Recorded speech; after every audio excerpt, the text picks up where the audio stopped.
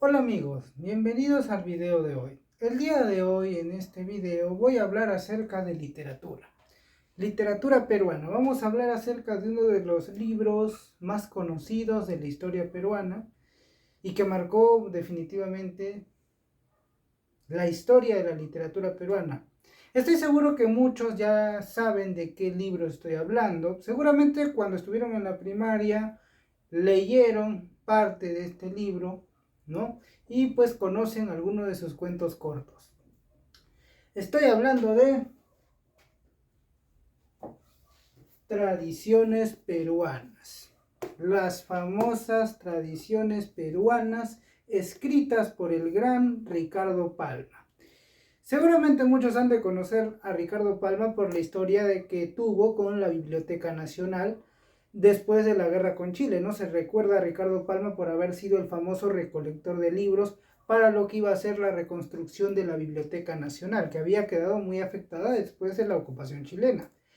No obstante, Ricardo Palma también es recordado por escribir las famosas tradiciones peruanas, donde se cuentan distintos cuentos cortos, donde pues se relatan algunos acontecimientos vividos durante el virreinato del Perú, la época incaica, la era de los primeros años de la República y todo eso, ¿no?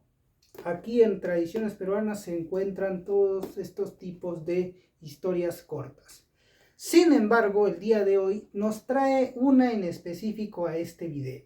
Una historia en específico nos trae a este video y es la historia, la tradición de Al pie de la letra. Al pie de la letra, sin lugar a dudas, es una de las tradiciones más conocidas de Ricardo Palma. Es uno de los cuentos dentro de tradiciones peruanas más conocidos, ¿no? Donde está pues el célebre personaje conocido como el Capitán Paiva, ¿no? El Capitán Eterno.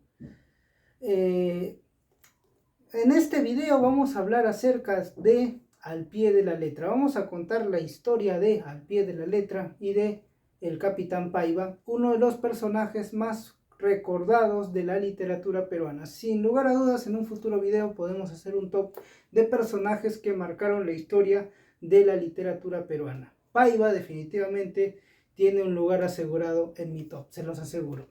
Bueno, para empezar con tradiciones peruanas y con al pie de la letra, vamos a contar cómo sucede esta curiosa historia de Paiva y al pie de la letra. Al pie de la letra nos cuenta la historia de un oficial del ejército peruano que era conocido por ser un oficial bastante leal y muy cumplidor. Seguía las órdenes y las cumplía al pie de la letra. Sin embargo, el capitán Paiva tenía un problema. Había sido veterano de la Guerra de Independencia. Fue veterano de la Guerra de Independencia, ¿no? Peleó de hecho en la batalla de Ayacucho. Y una vez estando, ya después de la Guerra de Independencia, fue allí donde logró su galón de capitán. Sin embargo, con Paiva teníamos un problemita. Era un capitán eterno. ¿Y por qué era un capitán eterno? Bueno, resulta que Paiva no ascendía, se quedaba en el grado de capitán. Muchos de sus subordinados jóvenes que habían estado bajo su mando en anteriores regimientos ya habían llegado a ser coroneles o hasta incluso generales. Pero Paiva no, Paiva era una excepción. Paiva siempre se quedaba en el grado de capitán. ¿Y por qué pasaba esto? ¿Por qué este problema con Paiva? Bueno, simple y llanamente, Paiva no podía ascender. ¿Y por qué no? Pues porque Paiva era una persona muy bruta, en todo el sentido de la palabra, ya que a Paiva no se le podía hablar con metáforas, desconocía completamente todo tipo de metáforas, a él no se le podía hablar con esas palabras, ya que él desconocía por completo todo eso, ¿no? Y por eso, pues, esto va a ocasionar que durante una parte de su vida se cometan algunas locuras durante su pues historia. Por ejemplo, en 1835 el que era presidente del Perú era el general Felipe Santiago Salaverry. que conocía de hecho cerca a Paiva, era muy cercano a Paiva porque de hecho habían peleado juntos en la batalla de Ayacucho.